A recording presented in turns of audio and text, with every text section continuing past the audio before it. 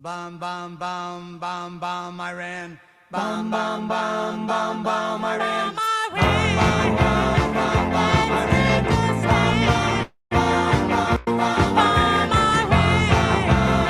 bam Iran. What country's got a feeling really hit the ceiling? Bam Iran. Bam bam bam bam Iran.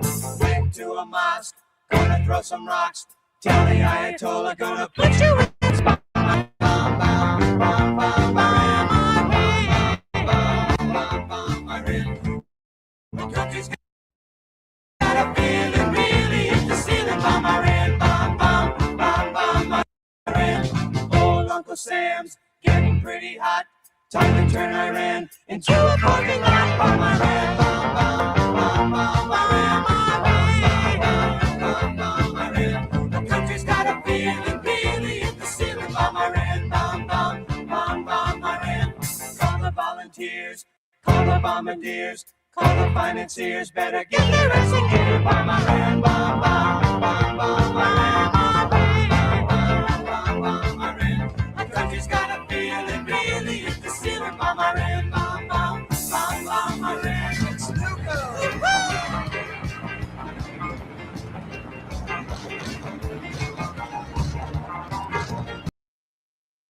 Okay, welcome to Tomorrow's America. That was just a little comedic relief, I guess, from how serious our previous shows have been. We've we've been seriously critical of this conflict, and it seems like we've been critical for good reason. My co-host Richard is not going to be on the show today, but it's going to be a good one. And yeah, so before we get into all that, please like and share. Leave a comment. Let me know what you think about the show. Let me know anything we might have missed, and let's get into it. So I'm going to pull up first an article that I showed yesterday. And it was an article basically saying that the U.S. got actually Trump or the White House specifically ordered for intelligence agencies or for agencies, 16 agencies, to put a report together as to whether it was a good idea to go into Iran. So the report came in. They were all saying that it was a bad idea. I'm not sure what intelligence Trump had to, not go with the report that he got, but he took bad advice, it looks like, from somebody. And my computer's freezing up here. But he took bad advice from somebody, I guess. And basically, it came out to be that we weren't able to topple the regime within 48 hours, and trying to get this article pulled up here. But anyway, so there it is. So yeah, we weren't able to topple the regime like they said it wouldn't happen. I got another article here that is all the Gulf allies saying that they're disappointed that Trump didn't warn them before he went and carried out these strikes in Iran.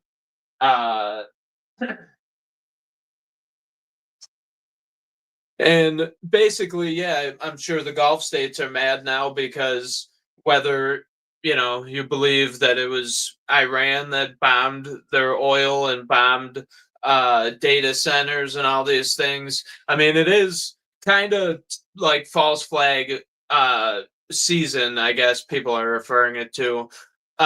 We know that Israel is known for doing false flags in the past.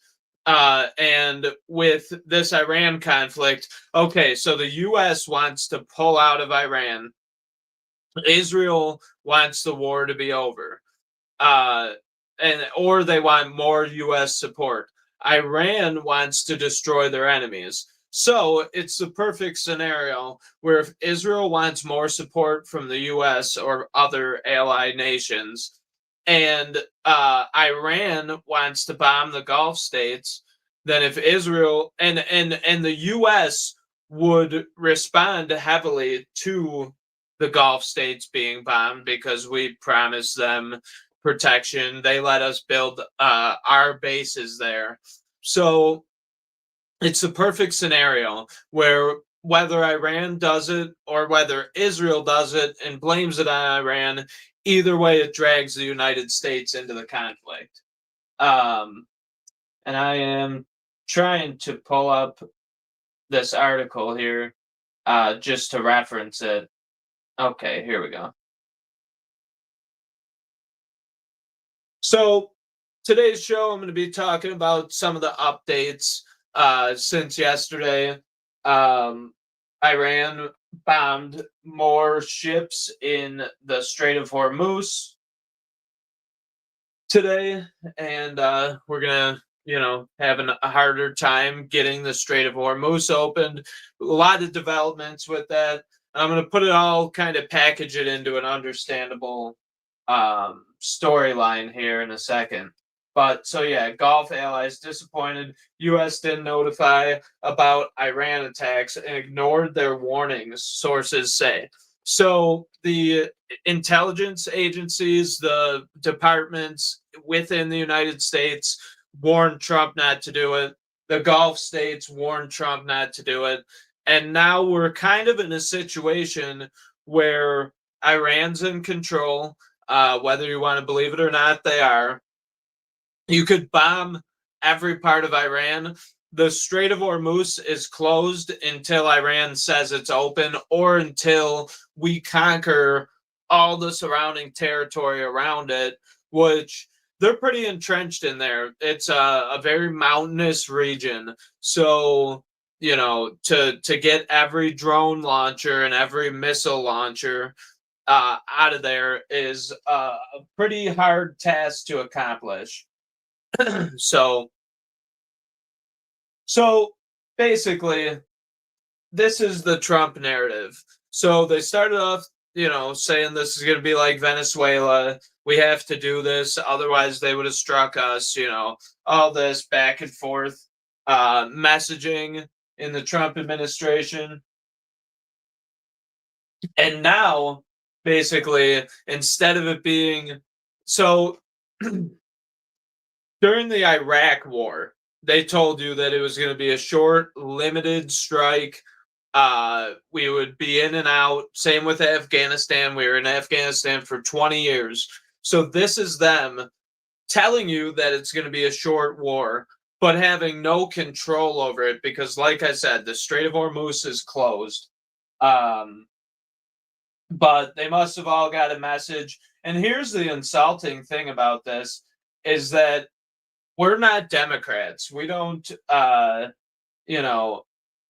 believe just whatever messaging. If you say it enough times, then we have to believe it, and we just go along with the program. This is the new message out of the Trump administration, and it's basically them trying to just ease people's minds, and in reality, it's them trying to stabilize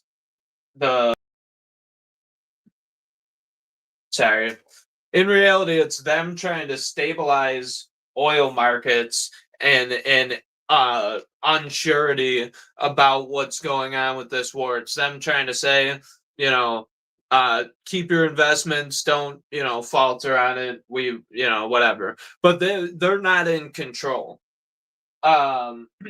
So here is the new message out of the White House.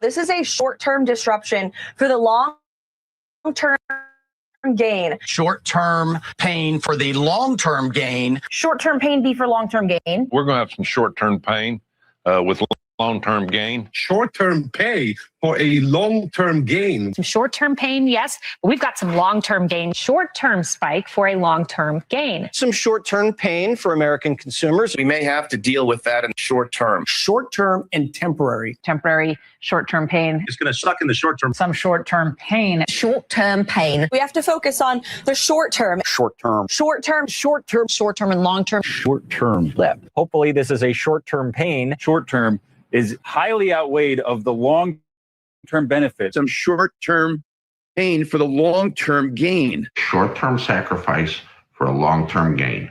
This is a short-term disruption for the long-term gain. Short-term. So they're saying it's going to be short-term pain for a long-term gain, but they, like I said, they don't have control. They don't hold the cards in that situation. So it's either, if it's going to be a short-term pain based on everything I'm about to lay out, if it's going to be a short-term pain for a long-term gain, that either means that we need to nuke Iran because, they say that they disabled all their missile launching capabilities, and then they struck Tel Aviv the same night that they said that. So that's not true.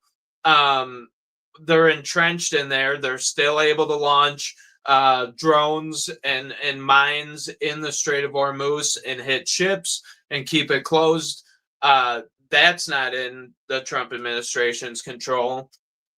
So either we nuke, Tehran and all these cities and civilians and massive amounts of civilian casualties, which still might not do it, or we pull out of Iran and leave Israel and the Gulf states high and dry. But there's no even promised long-term gain. What is the promised long-term gain? That they won't be able to say death to America anymore, and won't be able to continue to not have nuclear bombs. There's mixed reports on the nuclear bomb thing, but basically a short-term pain that may or may not be short-term for an unstated long-term gain that we have no idea what we stand to gain from. So that is the message, and everybody must have got the memo yesterday because, they all came out saying this new corporate line. And that's what I mean. We're not Democrats. Like during COVID, the overabundance of pounding it in your face, you're going to kill grandma, you're, a super spreader, all these things, wear your mask.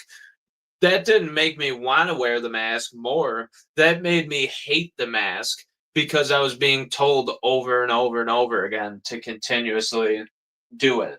So this short-term pain for long-term gain little gimmick that they're trying to play is not going to work on me. So we saw the Trump administration's, attempt to message that it was going to be short-term pain for a long-term gain. Now, Iran has a slightly different thought process on the whole thing, and I don't think that they plan on it being short-term at all. I think that they plan on hunkering in, digging their foxholes, and fighting it out till the end. And apparently this guy is either being overly confident or very behind what he's doing because he believes in what he's doing. So let's hear this one. اونها بدانند ما شاید بعضی ها اشتباه لفظی توی مصاحبه هاشون در داخل کشور داشته باشند، ولی من به عنوان یه آدم مطلع این رو میگم که ما برای 10 سال جنگ با آمریکا آماده هستیم، حداقل 10 سال. همین گونه که داریم موشک‌هامون رو، پهپادهامون رو. Okay, sorry about that. I thought that was translated. So in that video, he says that they could fight for 10 years. And it's one thing, if you're playing poker, to be like, hey, are you sure you want to bet on that hand, and mess with somebody's mind. So I understand a bluff, but right now they have controlled the Strait of Hormuz. We can't really damage their missile launching capability because it's in caves, it's in canyons, it's all in the mountains, and it's very hard to pinpoint these little things. You could put 5 of them, 5 drones in the back of a pickup truck. So, and we're seeing them continue to be able to hit ships in the Strait of Hormuz. Today, I believe 3 ships were hit. Let's see, is this the right article?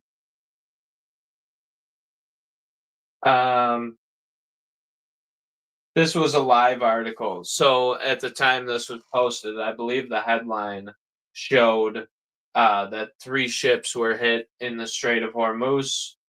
But so yeah, today more ships were struck in the Strait of Hormuz, and the insurance companies obviously still aren't letting ships go through there. But Iran, I guess, is letting Chinese ships go through the Strait of Hormuz. So not only does it not cripple China, which is what we said, but it also doesn't help the USA, and it doesn't hurt China. So the Strait of Hormuz is definitely a big piece of the conflict, and it's okay. It's definitely a big piece of the conflict, and I don't know if the Trump administration's not factoring that in, but as long as there's a religious fanatic, because a lot of these rebel groups over there are religious fanatics, as long as there's a religious fanatic who wants to carry on what the Ayatollah said and launch rockets at a ship that then Iran can misinterpret or message to the world, yeah, we're still strong and we're still able to hit ships. As long as they have that illusion that the Strait of Hormuz is closed, it won't be opened until they say it's open. So now a lot of other countries are getting drug into this war, and it's becoming a much wider war across the Middle East. So why Iraq was attacked from all sides amid U.S.-Israel war on Iran. Iraq has seen attacks from both sides of the conflict. Iran and its proxies target U.S. bases, while U.S. has bombed pro-Iran groups, all within the country. So Iran is irritated. The last article, that was the wrong article, but it works in the situation. Lebanon was struck. Syria, Saudi Arabia, Israel, Iran, Iraq, Pakistan, all these countries are becoming involved in the conflict now, and it's becoming a wider war across the entire Middle East. Another article here about the Pakistan thing that I just mentioned. Pakistan is now getting into the war, and I spoke to my father. We work with people from all over the Middle East. They're all saying that this is spreading into their home countries, and they're from various countries throughout the region. So, caught between Iran and Saudi Arabia, can Pakistan stay neutral for long? They're asking in this article. And it's not popping up, but it says, as Iran strikes Gulf targets, Pakistan navigates alliance with Riyadh while avoiding confrontation with Tehran. But with the war intensifying, hot posture will be hard to maintain, says analysts.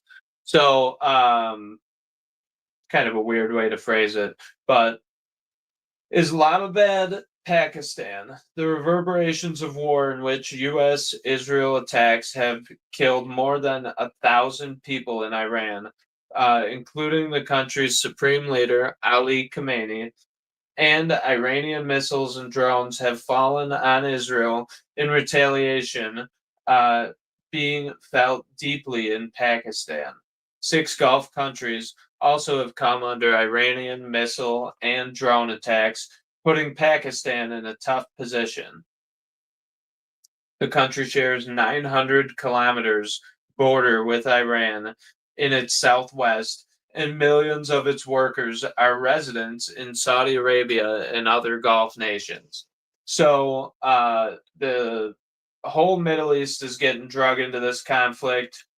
The Strait of Hormuz is closed. It's expanding into this massive, wider war. Meanwhile, Donald Trump is saying he thought that it would take about 4 weeks to finish, but our military leadership completed in an hour. We're so much further ahead of schedule than expected. Which, like I said about Iran, saying that they could fight for 10 more years, and the fact, or that was a bluff. It looks like this Donald Trump statement here is also a bluff. And I'm sorry, guys, because my whole computer is crashing right now, and it's just totally not working when I need it to. But there's a video attached with what I just said. So I go ahead and put that up for you. Donald Trump, I'm not sure if he's bluffing, if he's just, trying to show them that he has some chutzpah and trying to play the tough guy. But here's what he said. Somebody actually said from the media, I think you'll get bored after about a week or two. No, we don't get bored. I never get bored. If I got bored, I wouldn't be standing here right now. I guarantee you that, to go through what I had to go through. We also projected 4 weeks to terminate the military leadership. And as you know, that was done in about an hour. So we're ahead of schedule there by a lot. Somebody actually said from the media, Did he just say what I think he just said? Listen to this again. I think you'll get bored after about a week or two. No, we don't get bored. Joking around about this war. If I got bored, I wouldn't be standing here right now. That's the first problem. To go through what I had to go through. We Right also projected 4 weeks to terminate the military leadership. And as you know, that was done in about an hour. So we're ahead of schedule there by a lot. Projected 4 weeks. So they went into this conflict thinking that it was going to be 4 weeks for it to be over. Is that what he's trying to say? Is that they projected 4 weeks, but they got him in an hour. They're ahead of schedule. They tried to sell this as like a short, tactical, targeted strikes. It doesn't look like they planned for it to be short, or Iran plans for this to be a short conflict whatsoever. And just to back that up, the U.S. is now moving missile batteries and all kinds of military equipment out of South Korea, which they're there for a strategic reason. They're in South Korea in the event that North Korea decided to attack South Korea or China or whatever. They're there for strategic defense. We're now pulling those out of South Korea and moving them to Iran. And it says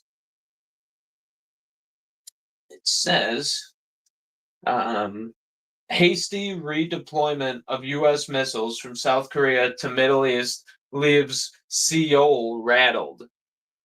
South Korea's president has sought to reassure the public that his country is able to deter threats from the north. So these are our Patriot launching missiles here. And I guess we haven't had to use them over there, which is a good thing. But to not have them is a bad, it's showing that we are weak enough to the point where we have like we're living paycheck to paycheck. We have just enough assets where we need them, and then if things go spiraling out of control and we don't expect the conflict to take longer than we think it's gonna, then we have to shift around things in other countries, which shows that this war effort is not going the way the U.S. must have planned.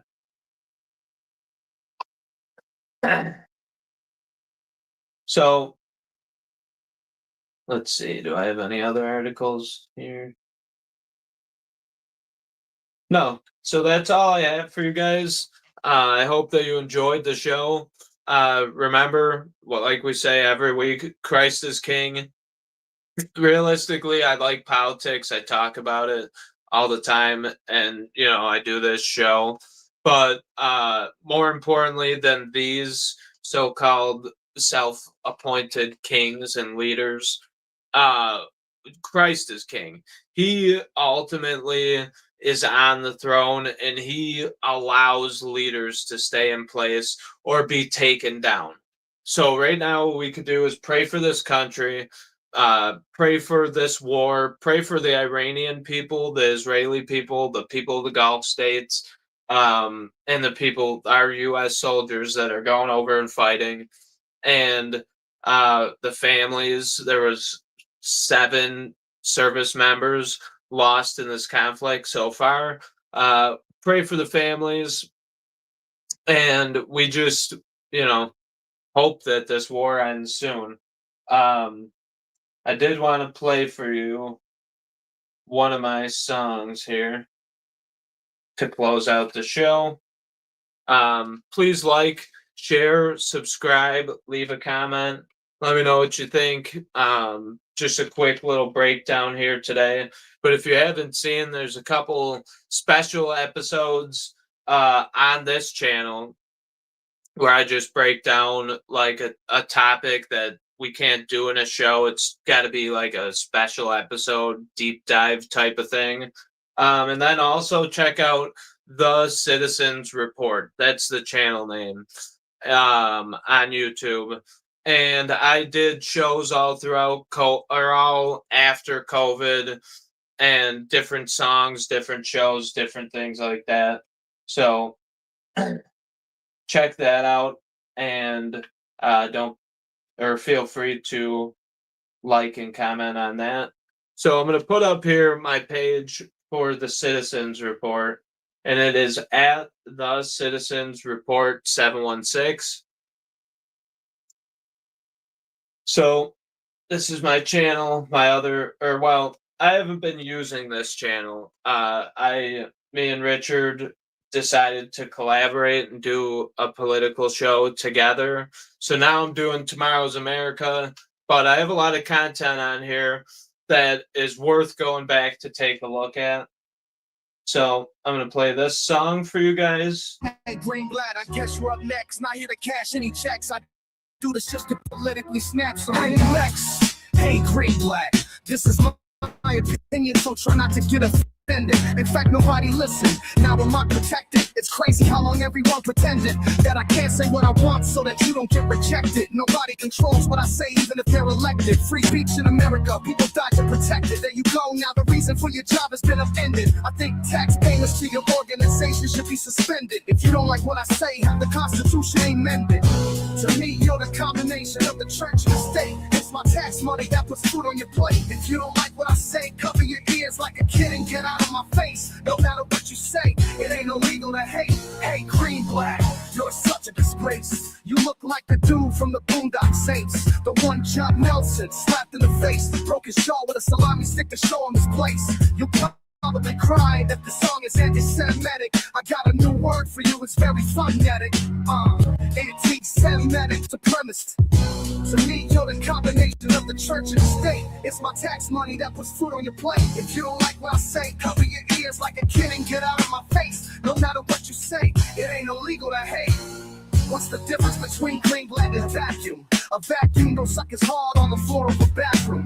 It's just a metaphor, it ain't defamation. nation, this is America. I'm allowed to make an opinionated statement. I don't care what loyalty you have to other nations. See, you get all caught up in conflations. The free exchange of ideas will stop all the frustration. I think you're the one who does all of the hate. Go cry about it on every TV station. To me, you're the combination of the church and the state. It's my tax money that puts food on your plate. If you don't like what I say, cover your ears like a kid and get out of my face. No matter what you say, it ain't illegal to hate. Green, black, how'd you end up such a bitch? If Soros stopped by, it would be so fire. You probably stop, drop, and roll. It's not something that's... You speak and no one listens cause your bullshit is thick.